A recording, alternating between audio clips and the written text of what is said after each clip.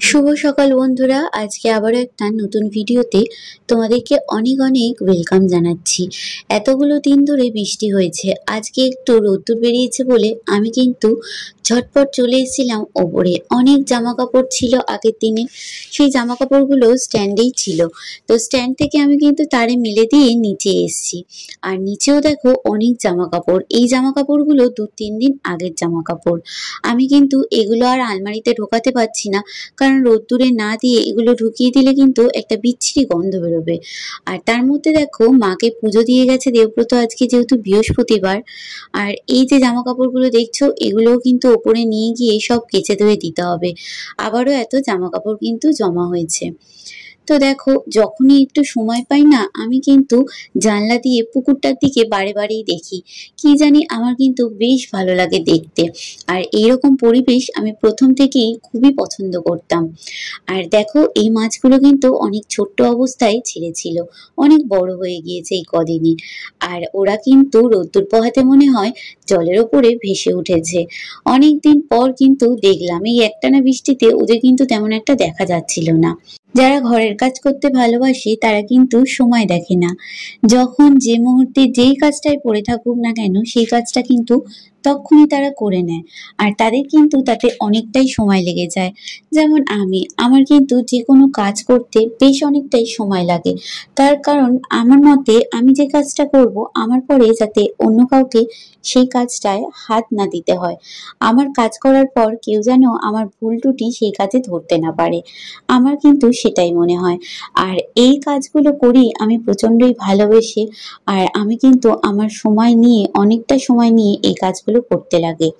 আর সব থেকে বড় কথা কি বলতো, এই টাইলস গুলো না ভীষণ স্লিপারি হয়। আর ভীষণ কিন্তু সাবধানে এই কাজগুলো করতে হয়। এক ফোঁটা জল যদি কোথাও পড়ে থাকে না, সঙ্গে সঙ্গে কিন্তু পা স্লিপ করে পড়ে যাওয়ার ভয় থাকে। আর জলটাও যেহেতু স্লিপারি, তাই কিন্তু যে কোনো কাজ করতে গেলেই কিন্তু অনেকটাই লেট হয়। বাসন মাজতে গেলে বাসনটা কিন্তু অনেকবার তোমাকে ধুতে হবে, তারপর কিন্তু ওই যে ভাবটা, ফেনা ফেনা ভাবটা, ওটা কাটবে। কাপড় কাচতে গেলে সেম অনেকটা সময় লেগে যায়। তো যার জন্য কিন্তু সমস্ত সময় হাতে নিয়ে কিন্তু এই কাজগুলো করতে হয়। আর তারপর তো একটা বড় অপারেশন হয়েছেই, যার জন্য অনেকটাই সাবধানে, অনেকটাই কিন্তু সময় নিয়ে ধৈর্য ধরে কিন্তু এই কাজগুলো করতে হয়। বড় অপারেশন অনেকবারই বলেছি, তো আজকে তোমাদের বলি। মা হওয়ার পর ঠিক যেই যেই কষ্টগুলো একজন মাকে সহ্য করতে হয়, সেই রকমই কিন্তু সমস্ত কিছু কিন্তু আমাকেও সহ্য করতে হয়েছে। আমার কিন্তু সি সেকশনের মতন করেই কিন্তু ডক্টর অপারেশনটা করেছে।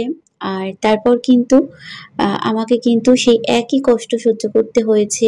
সমস্ত কিছু কিন্তু ডেলিভারির পর যা যা হয় সেই রকম কিন্তু আমাকেও কিন্তু করতে হয়েছে, মানতে হয়েছে। একদম বেড রেস্ট ছিল।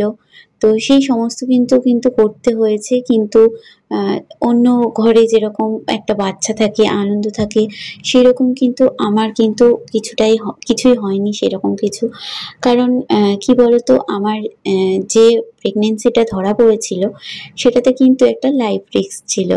তো আমি কিন্তু বুঝতেও পারিনি যে আমি প্রেগনেন্ট বা এমন কিছু।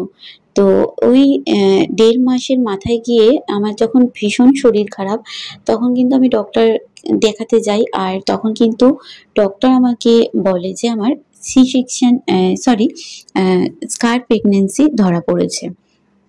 তো স্কার প্রেগনেন্সিটা কি, সত্যি কথা বলতে আমি আগেও জানতাম না।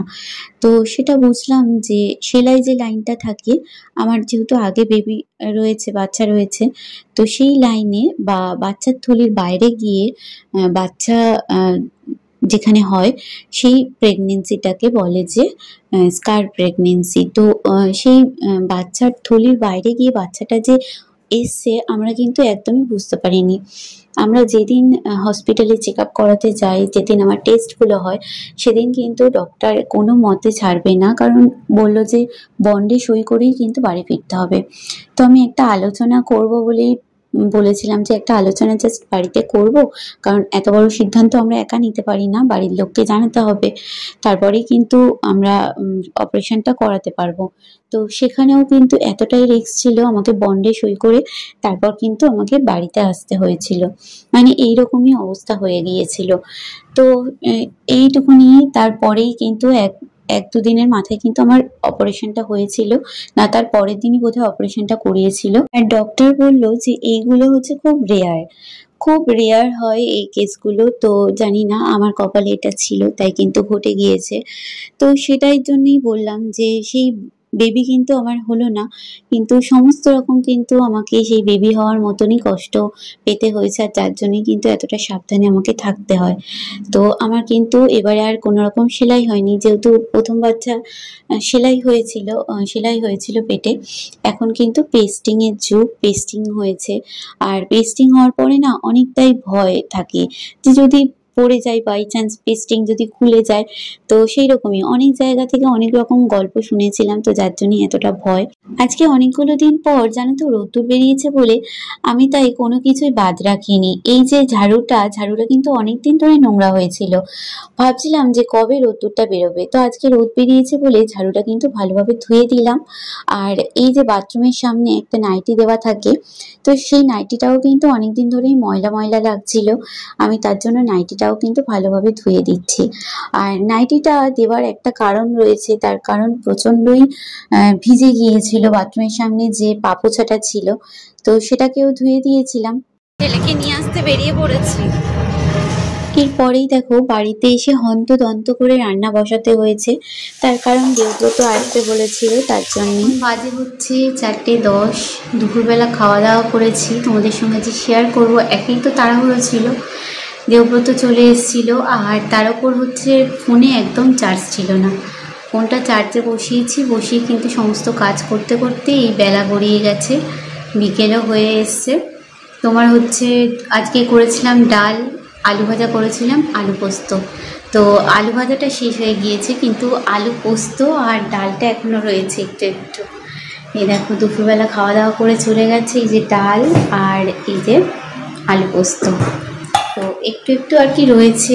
এটা দিয়ে তো রাত্রে হবে না, আমরা 3 জন মানুষ, একজন হলে হয়ে যেত।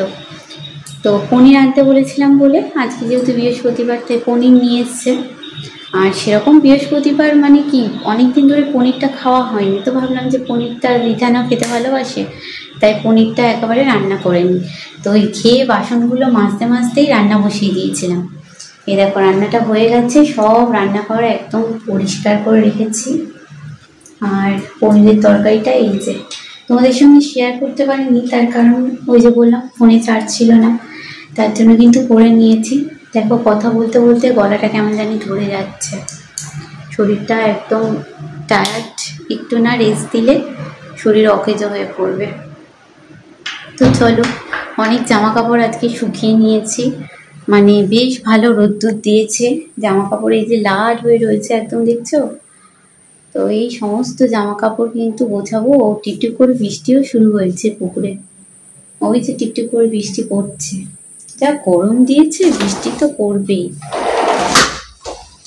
এতদিন ধরে বৃষ্টি হলো, আর একটু রোদ্দুর দেওয়া মাত্রই মানুষ আর সহ্য করতে পারে না, কারণ এতদিন ধরে একটা ঠান্ডা ওয়েদার ছিল, ওই জন্যেই এই অবস্থা। রিধানকে পড়তে বলেছি, রিধান তো কবেই ঘুমিয়ে পড়েছে।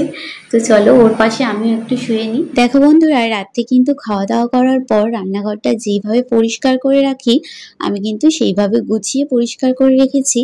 আর আজকে এসেছি তোমাদেরকে একটা খুব সুন্দর একটা হেয়ার অয়েল বানিয়ে দেখাবো, যেটা কিন্তু হেয়ারের জন্য ভীষণ ভালো। আমি কিন্তু ইউটিউব থেকে এটা শিখেছি, আর এটা কিন্তু প্রচণ্ড কার্যকারী। আমি 1-2 দিন বোধহয় এটা ইউজ করছি, আমার কিন্তু চুল ওঠা অনেকটাই কমে গিয়েছে। আর এটা কিন্তু কন্টিনিউ ইউজ করলে চুলের কিন্তু রিগ্রোথ হয়। তো তেলটা দেখো, তোমরা যে কোনো প্রকারের তেল কিন্তু ব্যবহার করতে পারো, আমার কাছে নেহার ছিল বলে আমি এই তেলটাই নিয়েছি।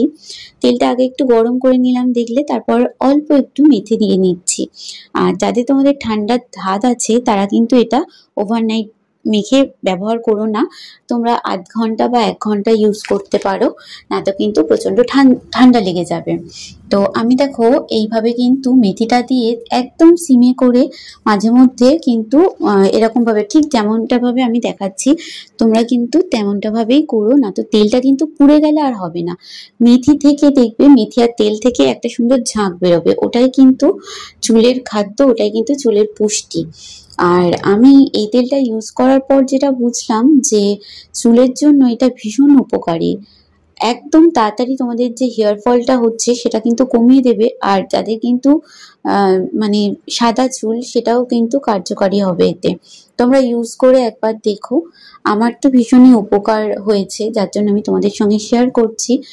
ঠিক তেলটা না এইরকম ভাবে ঝাঁকিয়ে ঝাঁকিয়ে নিতে হবে। আর দেখো একটা ঝাঁক বেরোচ্ছে, এটাই কিন্তু দরকার। আর খুব বেশি জোরে দিয়ে তোমরা করলে এটা পুড়ে যাবে, তখন কিন্তু আর এটা এতটা উপকারী হবে না। তো দেখো আমি সিমে দিয়ে দিয়ে মাঝে মধ্যে গ্যাস থেকে নামিয়ে নিচ্ছি, আবার মাঝে মধ্যে তেলটা গরম করে নিচ্ছি। ওভারহিট করা যাবে না, এটাই আর কি বলতে চাইছি। তো দেখো একটা ঝাঁক ঝাঁক মতন বেরোচ্ছে, আর খুব সুন্দর একটা গন্ধ বেরোচ্ছে। এই তেলটায় কিন্তু খুব সুন্দর গন্ধ আছে। তো দেখো আবার কিন্তু একটু ঝাঁক মতন বেরোচ্ছে।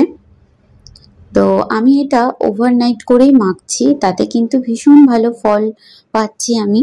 কিন্তু তোমাদের যাদের ঠান্ডার ধাত আছে, তোমরা কিন্তু 1 ঘন্টা রেখেও এটা ব্যবহার করতে পারো, তাতে কিন্তু ভালো। আমি ওভারনাইট মেখে পরের দিন কিন্তু শ্যাম্পু করে নেব। তো দেখো আমি কিন্তু তেলটা ভালোভাবে গরম করে নিয়েছি। এবার কিন্তু এটা একটা প্লেটের মধ্যে নিয়ে উষম গরম গরম মাখতে হবে, এই ডাইরেক্ট গরমটা তোমরা মাখবে না। তো চলো, এই হালকা পাতলা কয়েকটা চুল আছে যাতে না ওঠে, তার জন্য এই ব্যবস্থা। তো আজকের মতন ভিডিওটা এখানেই শেষ করছি, আবার কাল দেখা হচ্ছে তোমাদের সঙ্গে। ভালো লাগলে অবশ্যই ভিডিওটা লাইক করে আমার পাশে থেকো। Tata, good night.